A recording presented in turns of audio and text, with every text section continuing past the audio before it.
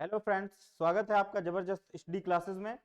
जैसा कि आप लोगों को पीछे बताया भी था कि ये प्रैक्टिस बैच है एसएससी जीडी का, जो हमारी टीम के द्वारा आपको प्रैक्टिस कराई जाएगी। तो हम आपके सामने आपको आज मैथ के पहले सेट की प्रैक्टिस कराते हैं। जो हमारे यहाँ पे क्वेश्चंस होंगे वो सारे प्रीवियस ईयर्स के क्वेश्चन होंगे। ठीक है बच्चों, तो आज का सेशन हम स्टार्ट करते हैं और उन क्वेश्चंस को सॉल्व करते हैं जो पुराने पीछे वर्षों में पूछे गए हैं, कैसे उनको आसान तरीके से सॉल्व कर सकते हैं। ऐसे ही क्वेश्चन आपको आगे एग्जाम में देखने को मिलेंगे। ठीक है ना बच्चों, तो देखते हैं। जैसे कि बच्चों आप देख सकते हैं, यहां से आपको कुछ क्वेश्चन हमने लिख रखे हैं सिलेक्ट करके, जो पीछे एग्जाम में पूछे गए हैं, उन्हीं के बारे में हम जानकारी करेंगे। जैसा कि स्क्रीन पे आपको दिख रहा होगा, स्क्रीन पे आपको दिख रहा होगा जो क्वेश्चन है, इसको और थोड़ा बड़ा कर देते हैं।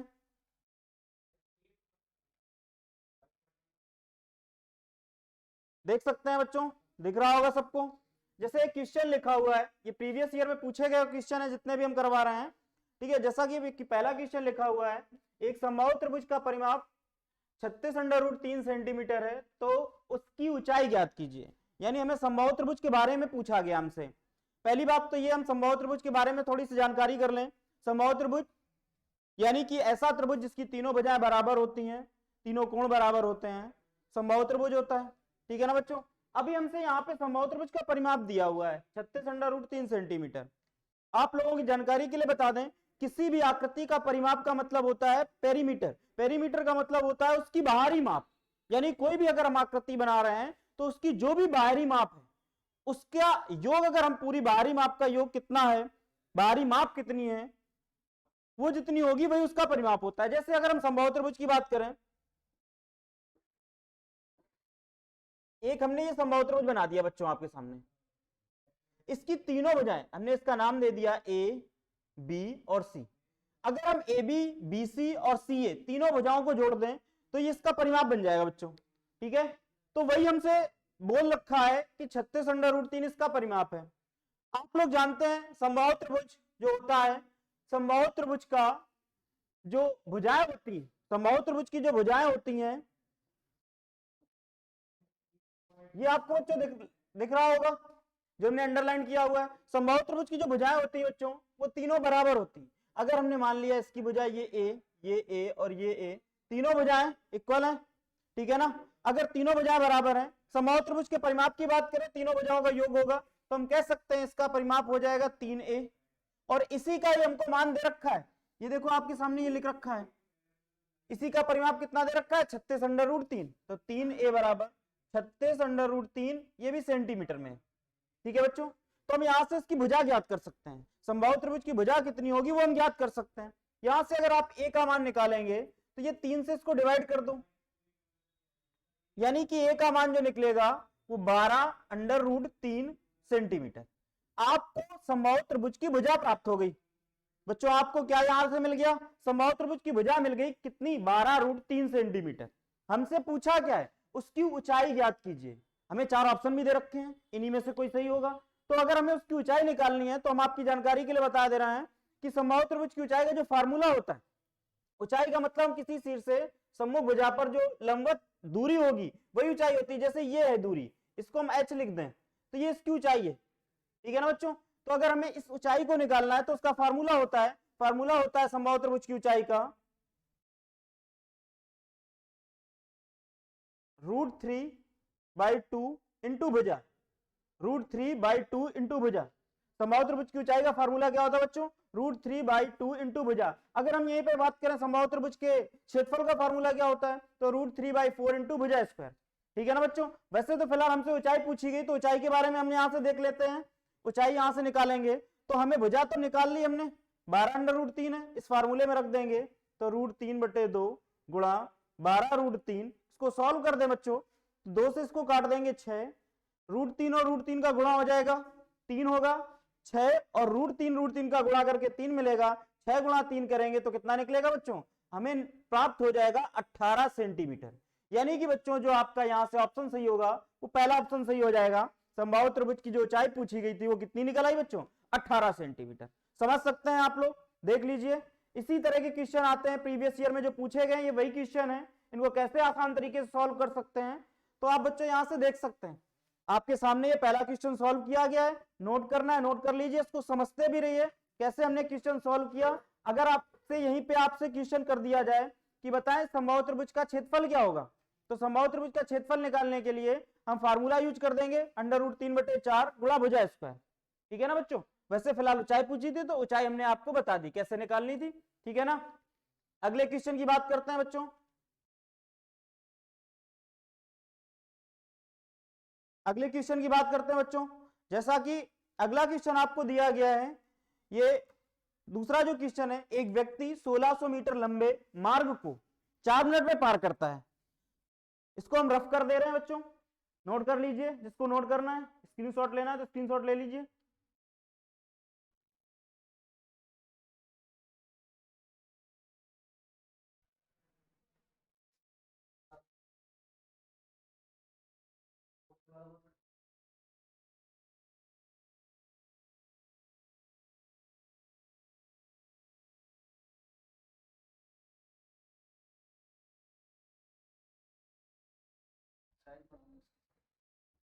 ठीक है बच्चों, दूसरे क्वेश्चन की हम बात करते हैं।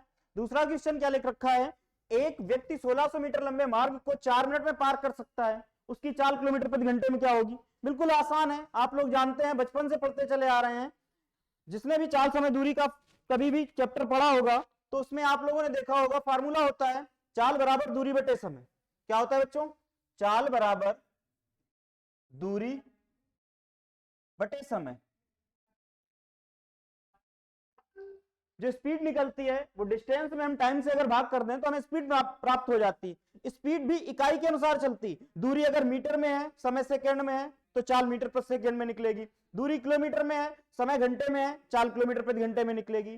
फिलहाल हमको यहाँ पे दूरी मीटर में, समय मिनट में दिया हुआ है और हमसे पूछा किसमें है, किलोमीटर में, किलोमीटर प्रति घंटे में पूछा है बच्चों। तो आप लोग एक बात नोट कर लें, जिससे आपको जो इकाई चेंज करनी होती, मोस्टली जो इकाई हमसे चेंज करवाता है वो किलोमीटर प्रति घंटे से मीटर प्रति सेकंड में चेंज कराएगा, या मीटर प्रति सेकंड से किलोमीटर प्रति घंटे में चेंज कराएगा। तो अगर हम यहां से समझें तो कभी भी ये बात नोट कर लेना, अगर नोट करना है, किलोमीटर प्रति घंटे में अगर कोई भी चाल दी हुई है और हमें मीटर प्रति सेकंड में बदलनी है तो हम क्या करेंगे बच्चों, 5/18 का गुणा कर देते हैं। कितने का बच्चों गुणा कर देते हैं, 5/18 का गुणा कर देंगे तो जो किलोमीटर प्रति घंटे की चाल दी हुई है वो हमें किसमें प्राप्त हो जाएगी, मीटर प्रति सेकंड में प्राप्त हो जाएगी। इसी में अगर हमें उल्टा करना हो कि अगर हमें मीटर प्रति सेकंड में कोई चाल दी हुई है और इसको हमें किलोमीटर प्रति घंटे में बदलनी है तो बच्चों हम क्या करेंगे, 18/5 से गुणा कर देंगे। याद करने का तरीका क्या है, कभी नहीं भूलोगे, हमें बड़ी इकाई से छोटी इकाई में जाना है तो 5/18 छोटी संख्या का गुणा करना है, और अगर छोटी इकाई यानी मीटर वाले से मीटर प्रति सेकंड से किलोमीटर प्रति घंटे में जाना है तो बड़ी इकाई में जा रहे हैं तो हम बड़ी संख्या से गुणा करेंगे, यानी कि 18/5 से, क्योंकि कंफ्यूजन इन्हीं दोनों में रहता है, या तो 5/18 या तो 18/5। अब किसका गुणा करें इसके लिए कंफ्यूजन ना हो, तो बड़ी इकाई से छोटी इकाई में जाना है तो 5/18 का गुणा, छोटी इकाई से बड़ी इकाई में जाना है तो 18/5 से गुणा। ठीक है बच्चों। तो अगर हम यहां से देखें तो पहले तो हम चाल निकाल लेते हैं, चाल बराबर दूरी बटे समय होता है। चाल कितनी, चाल निकालनी, दूरी कितनी है, 1600 मीटर है बच्चों। समय कितना लग रहा है, 4 मिनट। इस मिनट को सेकंड में बदल लो, क्योंकि दूरी अगर मीटर की ले रहे हैं तो समय को हम सेकंड में ले लें। तो अगर हम 4 मिनट को सेकंड में बदलें तो 1 मिनट में 60 सेकंड होते हैं, 4 मिनट में कितने हो जाएंगे बच्चों, 240 सेकंड। ठीक है, समझ सकते हैं इतना। इसको सॉल्व कर दें, 0 से 0 कट जाएगा, 4 से कट जाएगा, 6 बार जाएगा, 4 चौको 16, 40/6 या हम 20/3 कह सकते हैं। ये 20/3 बच्चों किसमें आ गया, मीटर प्रति सेकंड में आ गया। लेकिन हमसे पूछा किसमें बच्चों, हमसे पूछा है किलोमीटर प्रति घंटे में, जो हम आपको पहले बता चुके हैं कि कभी भी मीटर प्रति सेकंड से किलोमीटर प्रति घंटे में जाना है तो 18/5 से गुणा करेंगे, और किलोमीटर प्रति घंटे से मीटर प्रति सेकंड में जाना है तो 5/18 से गुणा करेंगे। तो हमने बच्चों यहां से जो निकाल रखा है वो हमने चाल को मीटर प्रति सेकंड में निकाल रखा है, इसी को अगर हम किलोमीटर प्रति घंटे में बदलेंगे तो बड़ी इकाई में जा रहे हैं तो 18/5 से गुणा कर देंगे, तो 20/3 में 18/5 से गुणा कर दो बच्चों, तो यहां से आपको आंसर प्राप्त हो जाएगा। 5 से 4 बार कट जाएगा और ये 3 से 6 बार, 6 और 4 का गुणा कर दो तो कितना आ जाएगा बच्चों, 24 किलोमीटर प्रति घंटे। यानी कि जो आपको चाल मिलेगी वो कितनी मिल जाएगी बच्चों, 24 किलोमीटर प्रति घंटे। डी नंबर ऑप्शन आपका सही है। ठीक है, इतना क्लियर हुआ बच्चों। आगे का अगला क्वेश्चन देखते हैं।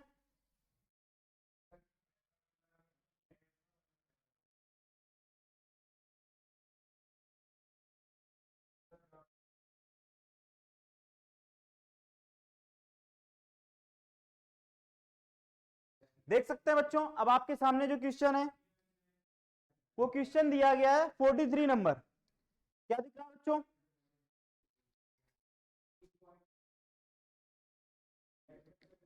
कह रहा है 112 सेंटीमीटर गुणा 44 सेंटीमीटर गुणा 25 सेंटीमीटर विमाओं वाले ठोस धातु के बने आयताकार ब्लॉक को पिघलाया जाता है और 35 सेंटीमीटर त्रिज्या वाले एक बेलन के रूप में ढाला जाता है। बेलन का वक्रपृष्ठ जो है वो ज्ञात करना है। बेलन के वक्रपृष्ठ का क्षेत्रफल ज्ञात करना है और किसमें निकालना है? सेंटीमीटर स्क्वायर में। ठीक है बच्चों, तो हम यहां से देखते हैं हमको क्या दिया हुआ है।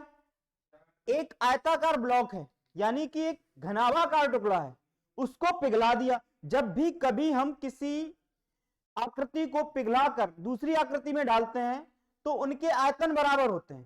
तो हम क्या कर सकते हैं बच्चों, यहां से जो आयताकार ब्लॉक था उसको पिघला दें और उसको पिघला के बेलन बना दें, तो हमें यहां से दोनों के आयतन बराबर कर लें। दोनों के आयतन अगर बराबर करेंगे तो आप लोग समझ सकते हैं यहां से जो घनाभाकार जो आयताकार ब्लॉक है उस घनाभ का आयतन क्या हो जाएगा? लंबाई गुणा चौड़ाई गुणा ऊंचाई, जैसा कि आपको दिया भी है। और बराबर कर देंगे बेलन के आयतन के। बेलन का आयतन का फार्मूला होता है पाई आर स्क्वायर एच। क्या होता है बच्चों? पाई आर स्क्वायर एच। अब यहां से हम सारे जो भी हमें मान दिए हुए हैं वो हम रख देंगे, तो हमें बेलन की त्रिज्या मिल जाएगी। अगर बच्चों हमें बेलन की फिलहाल बेलन की त्रिज्या दी हुई है, हमें बेलन की ऊंचाई मिल जाएगी। बेलन की ऊंचाई मिल जाएगी, त्रिज्या हमको दी हुई है, फिर हम बेलन का वक्रपृष्ठ निकाल लेंगे। और हमें हमसे जो पूछा जा रहा है वो वक्रपृष्ठ ही पूछा जा रहा है। रख दो 112 गुणा 44 गुणा एच का मान 25। और इकाई भी बच्चों ध्यान रखना है, इकाई एक ही होनी चाहिए। सेंटीमीटर में है तो सारी सेंटीमीटर में होनी चाहिए, मीटर में है तो सारे मीटर में होनी चाहिए, किलोमीटर में है तो किलोमीटर में होनी चाहिए। ठीक है ना बच्चों? अब पाई का मान क्या होता है? 22/7। आर का मान 35 सेंटीमीटर, आर स्क्वायर है तो 35 को 2 बार लिख देंगे, गुणा ऊंचाई हमें निकालनी है। सॉल्व कर दीजिए बच्चों, 4 से यहां कट जाएगा, 5 बार जाएगा। ठीक है, 22 से इसको काट दीजिए, 2 बार कट जाएगा। और जो कट सकते हैं उनको काट दीजिए, 5 से काट दीजिए 5 बार, इस 5 से काट दीजिए इसको 7 बार। अभी आप देख सकते हैं इस तरफ सिर्फ 7 और h दिख रहा है, इस तरफ 112 गुणा 2 दिख रहा है, यानी कि 112 गुणा 2 बराबर 7 गुणा h। हमें h का मान निकालना है तो 112 गुणा 2 बटे 7 बराबर h। ठीक है बच्चों, यहां से तुम्हें मिल जाएगा, 7 से इसको काट दो, 7 एकम 7, 7 छंग 42, 16 दूनी 32, h का मान कितना आ जाएगा? 32 आ जाएगा। यानी कि आपको ये सेंटीमीटर में मिलेगी, क्योंकि सारे मान सेंटीमीटर में दिए हुए थे, तो ऊंचाई भी हमें किसमें मिल जाएगी बच्चों? सेंटीमीटर में। h का मान 32 सेंटीमीटर आ गया। अब आपको निकालना है, वो आपसे पूछा जा रहा है कि बेलन का वक्रपृष्ठ का जो क्षेत्रफल होगा वो कितना होगा, सेंटीमीटर स्क्वायर में बताना है। तो आपको त्रिज्या ऑलरेडी पता थी कितनी, 35 सेंटीमीटर, ये आर का मान दिया था, h का मान आपने निकाल लिया। अब अगर आप फार्मूला देखें कि फार्मूला क्या होता है इसका, बेलन के वक्रपृष्ठ का, तो आप देख सकते हैं बच्चों बेलन के वक्रपृष्ठ का फार्मूला होता है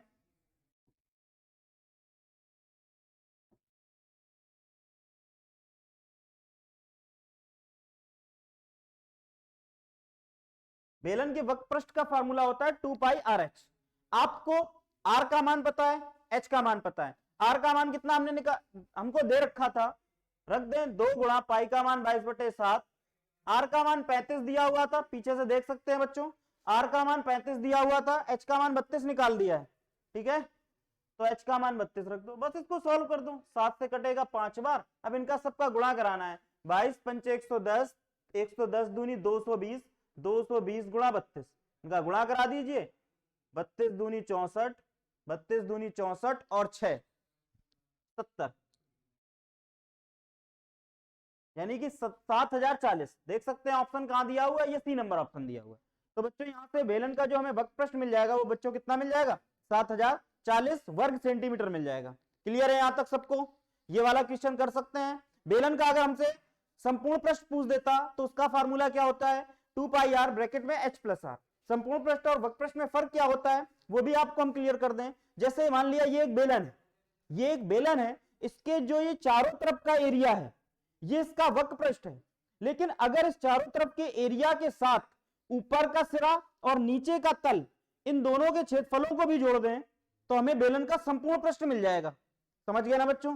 तो वक्र पृष्ठ और संपूर्ण पृष्ठ किसी भी आकृति का हो उसमें फर्क सिर्फ इतना होता है, जो कर्व होता है चारों तरफ का जो कर्व सरफेस एरिया होता है उसी को वक्र पृष्ठ कहते हैं। संपूर्ण पृष्ठ क्या होता है, जो कर्व सरफेस एरिया और उसके साथ साथ उसके आधार और छत उनके दोनों के क्षेत्रफलों का योग कर दें तो हमें बच्चों उसका संपूर्ण पृष्ठ मिल जाता है। ठीक है ना?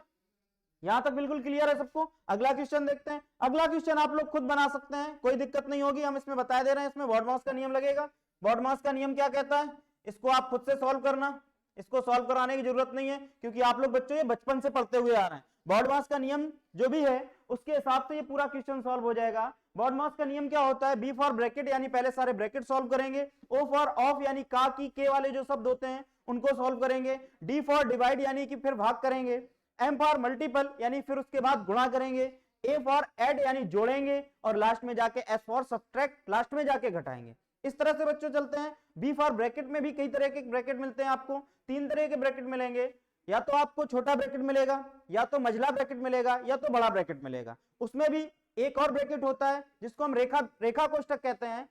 तो सबसे पहला जो हमें सॉल्व करना होता है, अगर चारों दिए हुए हैं तो पहले रेखा कोष्ठक, उसके बाद छोटा कोष्ठक, उसके बाद मझला कोष्ठक, उसके बाद बड़ा कोष्ठक, ये क्रम चलता है बच्चों। ठीक है ना?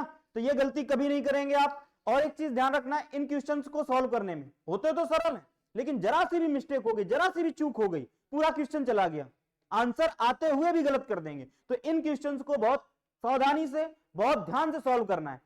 कर सकते हैं, बिल्कुल आसान है, लेकिन इनको बहुत सावधानी से सॉल्व करना है, क्योंकि कभी कभी क्या करते हैं लोग, गलती ये कर देते हैं, ऑफ यानी का मतलब तो होता है गुणा करना, लेकिन उसको हम सॉल्व भाग देने से पहले कर लेंगे। ये क्वेश्चन आपको अगर आगे किसी सेट में मिलेगा तो हम बहुत अच्छे से क्लियर करके बता देंगे, क्योंकि अगर किसी बच्चे ने का की जगह उसने गुणा लगा दिया तो उसके दिमाग में ये आएगा कि हम पहले गुणा ना करके पहले भाग करेंगे, जबकि हमारा बॉडमास का नियम क्या कहता है कि भाग बाद में का वर्ड जो है उसको सॉल्व करेंगे, होता तो उसका मतलब गुणा करना ही है, लेकिन सॉल्व हम उसको पहले कर लेंगे। तो ये क्वेश्चन खुद से कीजिएगा, खुद ही आप आंसर निकाल सकते हैं। अगला क्वेश्चन देखते हैं।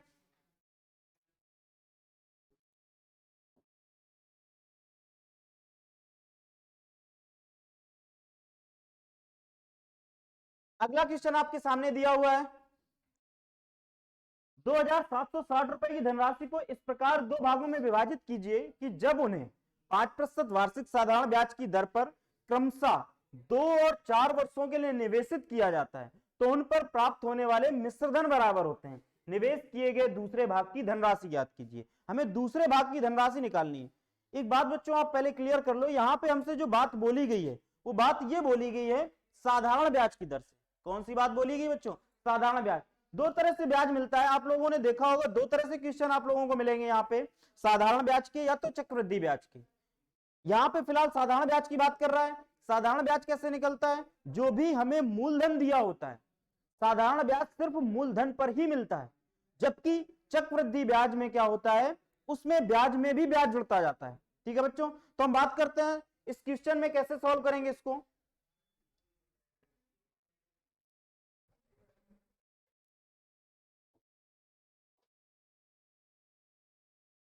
जैसे यहाँ पे कह रहा है ये पूरी एक धनराशि, उसको 2 भागों में विभाजित करना है। हम इसको 2 पार्ट कर लेते हैं। एक पार्ट लेते हैं P1 यानी पहला प्रिंसिपल, एक पार्ट लेते हैं दूसरा प्रिंसिपल P2।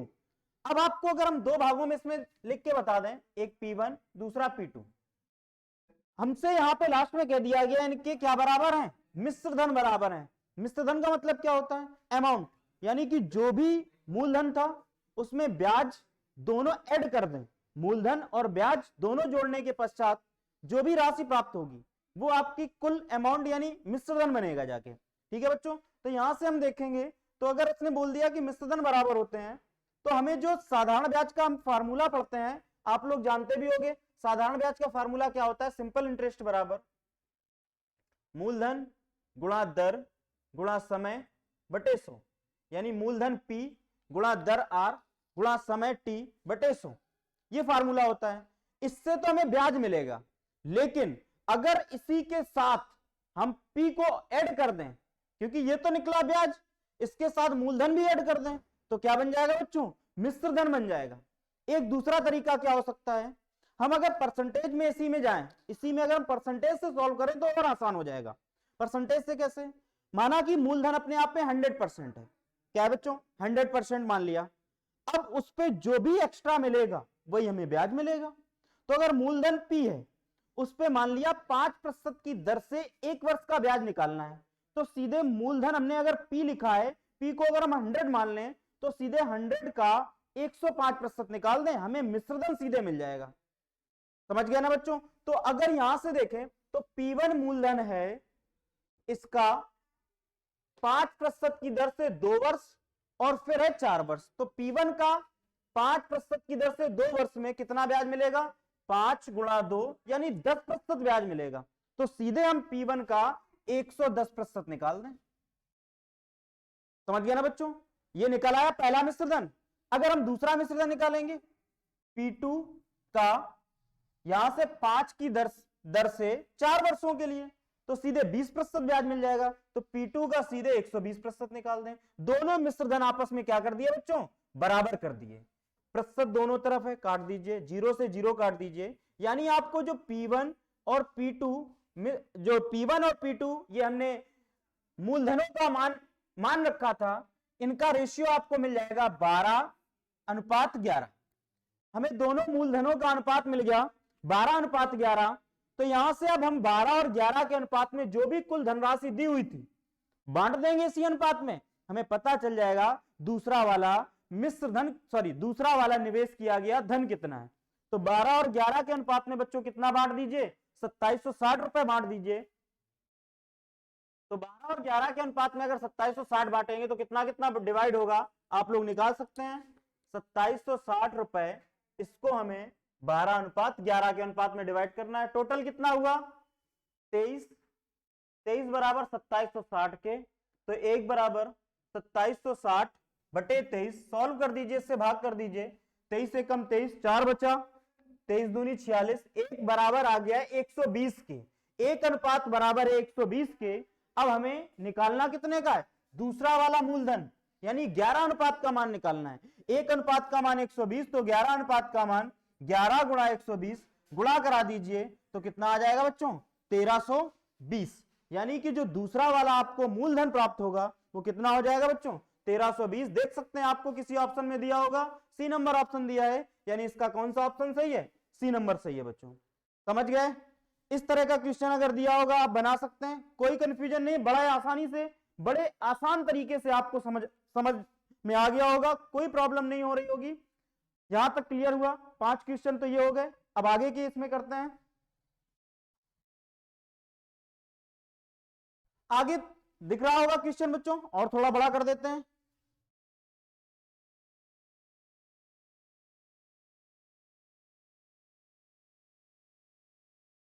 दिखाई दे रहा है सबको बच्चों,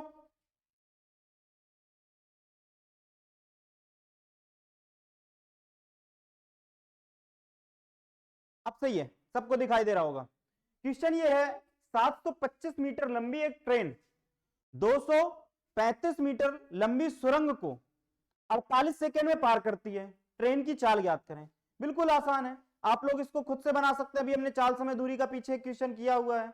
यहां पे जो ट्रेन है सुरंग को पार कर रही है। एक बात क्लियर कर दें बच्चों, जब कभी कोई ट्रेन किसी खंबे, किसी पेड़, किसी व्यक्ति, इनको पार करती है तो उसके द्वारा तय की गई दूरी ट्रेन की लंबाई के बराबर होती है। क्योंकि बच्चों जैसे हमने मान लिया, इसको आप बड़े आसानी से समझ सकते हैं, जैसे ये एक ट्रेन है बच्चों,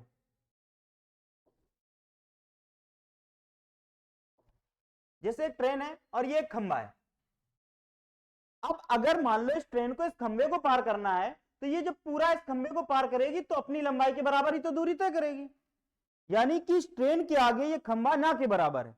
ऐसे ही अगर कोई ट्रेन किसी खंबे को पार करे, किसी व्यक्ति को पार करे या किसी पेड़ को पार करे, तो ट्रेन के द्वारा तय की गई दूरी खुद की लंबाई के बराबर होती है।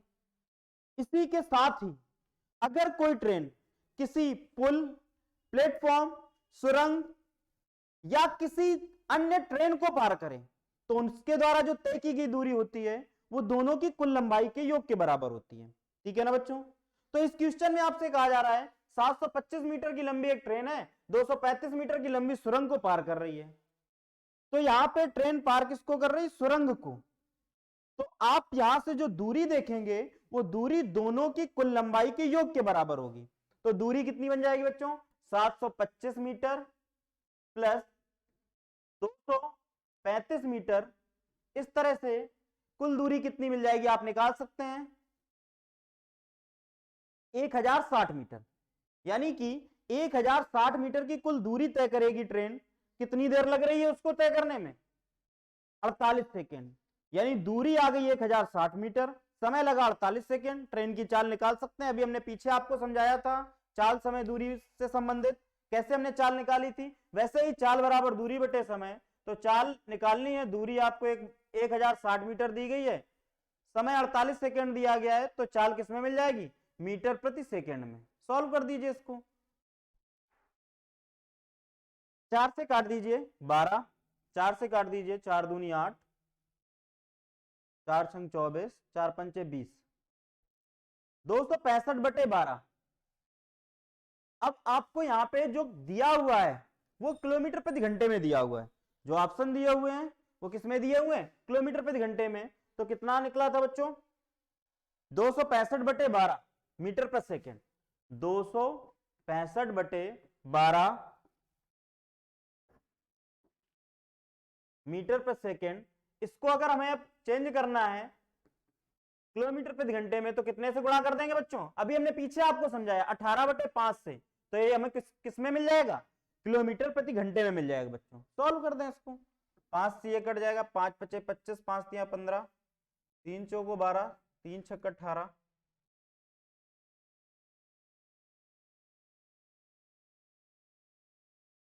कहीं गड़बड़ हो गया कैलकुलेशन।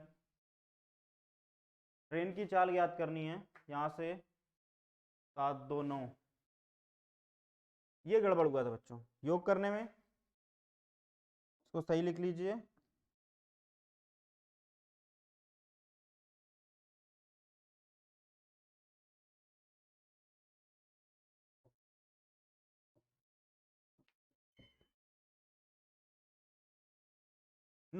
मीटर कितना निकलेगा बच्चों? 960 मीटर। अब ये आप सॉल्व कर लीजिए, आगे देखते हैं।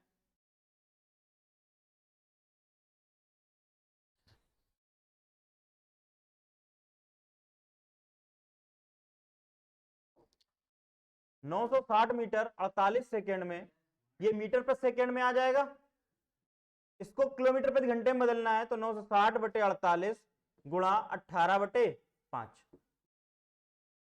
तो सॉल्व कर दें। 24 दूनी 48, 24 चौको 96, 2 से काट दें 20, 5 चौको 20, कितना आ जाएगा? 72 किलोमीटर प्रति घंटे। यानी कि जो ट्रेन की चाल निकलेगी वो बच्चों कितनी निकल आएगी? 72 किलोमीटर प्रति घंटे। आपके सामने बी नंबर ऑप्शन दिया गया, ये सही है। ठीक है, क्लियर हुआ यहां तक? अगला क्वेश्चन देखिए। अगला क्वेश्चन बिल्कुल आसान है। कह रहा है एक बल्लेबाज ने 124 रन बनाए जिसमें से 6 चौके और 10 छक्के शामिल थे। उसके कुल स्कोर में से कितने प्रतिशत रन विकेटों के बीच दौड़कर बनाए गए? हमें परसेंटेज पूछा है हमसे, तो हम पहले तो ये देखें 124 में से कितने रन छक्के और चौके के द्वारा बनाए गए। तो अगर हम देखें तो 6 चौके यानी कि 6 चौको 24 रन तो ये हो गए, 10 छक्के तो 10 छक्का 60 रन ये हो गए, 60 और 24 टोटल मिला के 84 रन तो उसके चौके और छक्कों के द्वारा बनाए गए हैं। लेकिन बाकी के 124 में से 84 अगर निकाल दें, 124 में से अगर हम 84 निकाल दें तो 40 रन जो बचे ये उसके रन विकेटों के बीच जो दौड़कर बनाए गए हैं उससे बनाया गया है। तो अगर हम यहां से समझें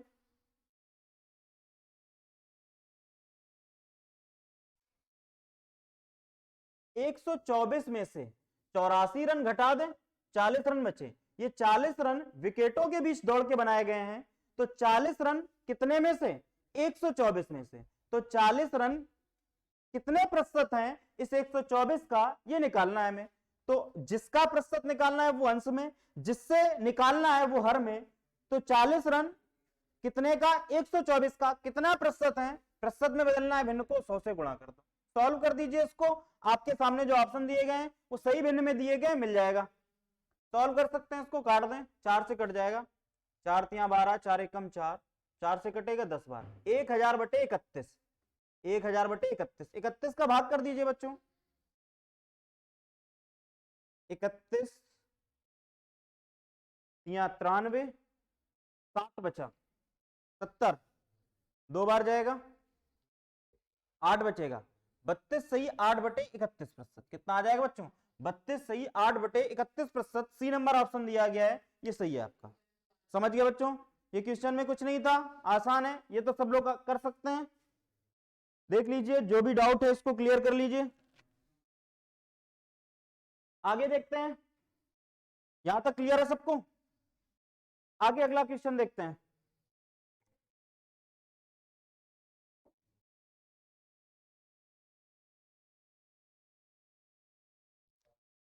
क्वेश्चन है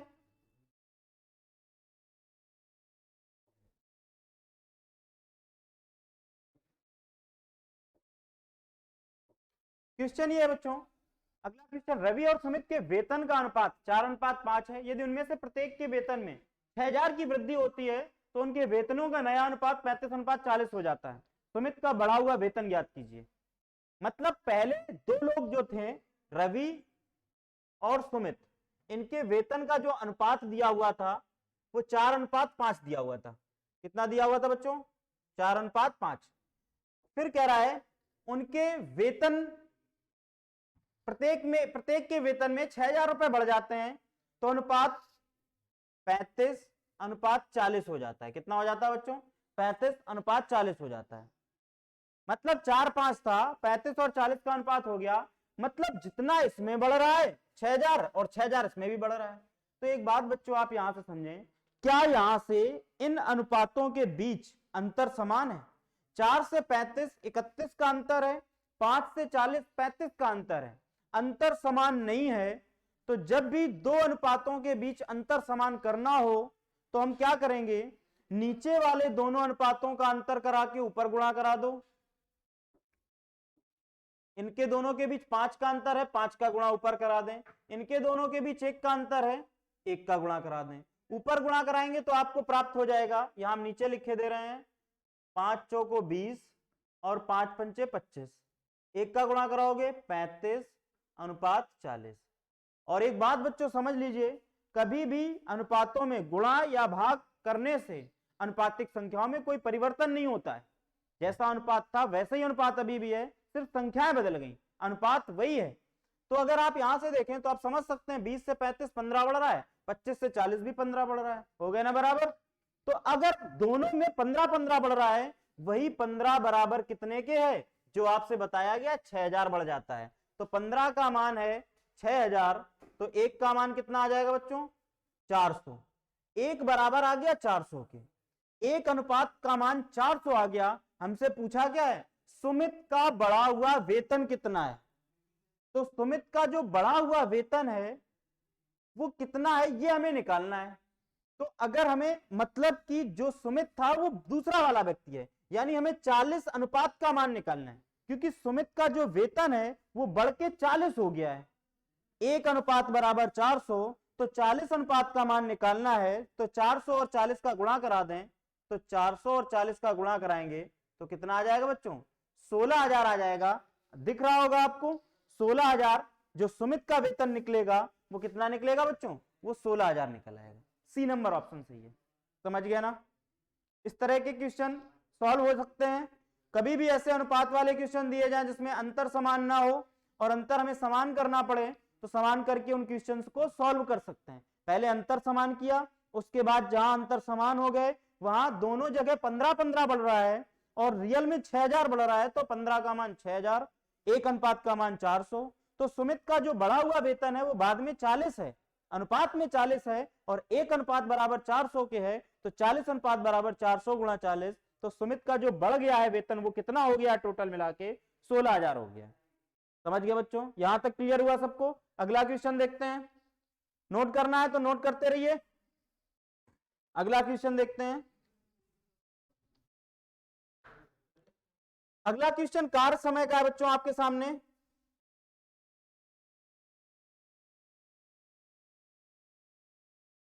अगला क्वेश्चन कार्य समय का दिया हुआ है।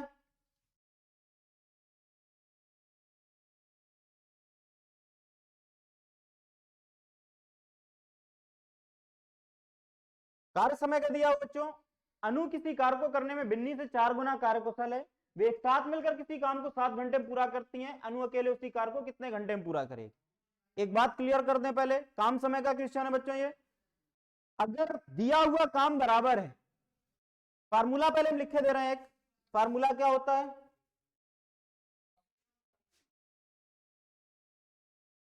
क्षमता बराबर काम बटे समय, एक ये फार्मूला होता है। जो कैपेसिटी होती है वो अगर निकालना है तो कैपेसिटी बराबर वर्क अपॉन टाइम, यानी कि अगर किसी की क्षमता निकालनी है उसके काम में समय से अगर हम भाग कर दें तो हमें उसकी क्षमता मिल जाएगी। अब यहां से हम बता सकते हैं कि अगर काम बराबर है तो क्षमता और समय, काम बराबर है तो क्षमता और समय एक दूसरे के व्युत्क्रमानुपाती होते हैं। क्या होते हैं बच्चों? क्षमता और समय एक दूसरे के व्युत्क्रमानुपाती होते हैं। कब? जब काम बराबर है। ठीक है, तो ऐसे ही हमें इस क्वेश्चन में बताया जा रहा है कि अनु किसी कार्य को करने में बिन्नी से 4 गुना कार्य कुशल है, मतलब काम तो एक ही है, अनु ने बिन्नी से 4 गुना अधिक कार्य कुशलता है, किसकी? अनु की। तो हम यहां से समझ सकते हैं अनु और बिन्नी, इनकी अगर हम क्षमता देखें तो इनकी अगर क्षमता निकालेंगे तो क्या है? अनु की कार्य क्षमता बिन्नी से 4 गुना है, तो बिन्नी की क्षमता अगर 1 तो अनु की 4, अनु की कार्य क्षमता बिन्नी से 4 गुना है, तो इनकी क्षमता में 4:1 का अनुपात आ गया। अगर क्षमता का अनुपात मिल गया तो इनके समय का अनुपात क्या मिल जाएगा बच्चों? 1:4। लेकिन हमसे ये बोल रखा है वे एक साथ मिलकर, दोनों एक साथ मिलकर काम को 7 घंटे में पूरा करती हैं, मतलब कि अनु की क्षमता है 4 करने की, बिन्नी की क्षमता है 1 काम करने की। दोनों मिल जाएंगे तो दोनों मिलके एक बार में कितना काम करेंगे? एक बार में बच्चों 5 काम करेंगे, यानी कि एक इकाई समय में इनके द्वारा, अनु और बिन्नी के द्वारा 5 काम किया जाएगा। लेकिन उन्होंने किया कितनी देर? 7 घंटे। तो एक इकाई समय में 5 काम, तो 7 घंटे में कितना हो जाएगा बच्चों? 7 पंचे 35, यानी कि कुल मिला के काम मिल गया 35। अब इसी 35 काम को अनु से अकेले कराना है। अनु की क्षमता कितनी है?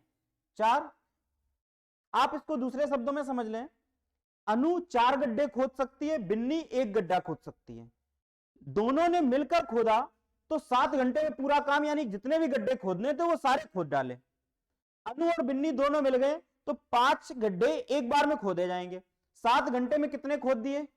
35 गड्ढे, यानी पूरे 35 गड्ढे खोदने थे। यही 35 गड्ढे अब अनु अकेले खोदे, यानी बिन्नी नहीं आए, तो अनु अगर 35 गड्ढे अकेले खोदेगी तो यहां से 35 पूरा काम है। अनु की क्षमता है 4, तो 35 में से 4 से अगर भाग कर दें तो 35/4 घंटे का समय लगेगा जब अनु अकेले काम करेगी। और यही ऑप्शन आपको दिया गया है बी नंबर, कि अनु के द्वारा जो उसी काम को अकेले करने में समय लगेगा वो कितना लगेगा? 35/4 घंटे। क्लियर है बच्चों यहां तक? कितने क्वेश्चन? 9 क्वेश्चन सॉल्व करा दिए अभी तक आपको। अगले क्वेश्चन की तरफ देखते हैं। अगला क्वेश्चन क्या है? अगला क्वेश्चन दिया हुआ है कक्षा 9 और कक्षा 10 में छात्रों की संख्या क्रमशः 42 और 45 है। कक्षा 9 और 10 में लड़कों और लड़कियों की संख्याओं का अनुपात 9:5, 8:7 है।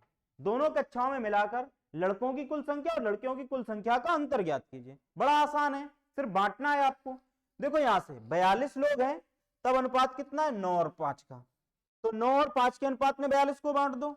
9 और 5 टोटल 14, 14 का मान 42, तो 1 का मान 3, तो 9 का मान आ गया 27। और 5 का मान आ गया 15। यानी कि जो कक्षा 9 में लड़के मिले वो 27 मिले, लड़कियां मिली 15। अब यही सेम हम दूसरी क्लास में कक्षा 10 में कितने लोग हैं? 45 लोग। अनुपात कितना है? 8 और 7। तो 8 और 7 को अगर हम बांटे 45 में तो 8 और 7 15, 15 बराबर 45। तो 1 का मान 3, 1 का मान 3, तो 8 त्रिका 24 और 7 त्रिका 21। यानी कि कक्षा 10 में जो में लड़के मिले वो 24 और लड़कियां मिली 21। दोनों क्लास में लड़कों की संख्या,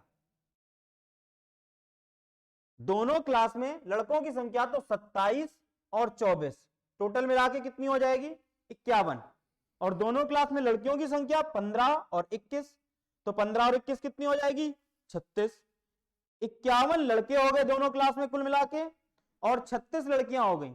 दोनों के बीच डिफरेंस कितना आ जाएगा बच्चों? दोनों के बीच 15 का डिफरेंस आ जाएगा। यानी इसका कौन सा ऑप्शन सही हो जाएगा? डी नंबर सही हो जाएगा। सिर्फ अनुपात वाले बांटने ही तो थे, बाकी तो बना सकते हो, कोई दिक्कत नहीं होगी। क्लियर है यहां तक? 10 क्वेश्चन आपको आज के सेट में हमने कराए, बाकी के 10 क्वेश्चन आपको अगले सेट में कराएंगे।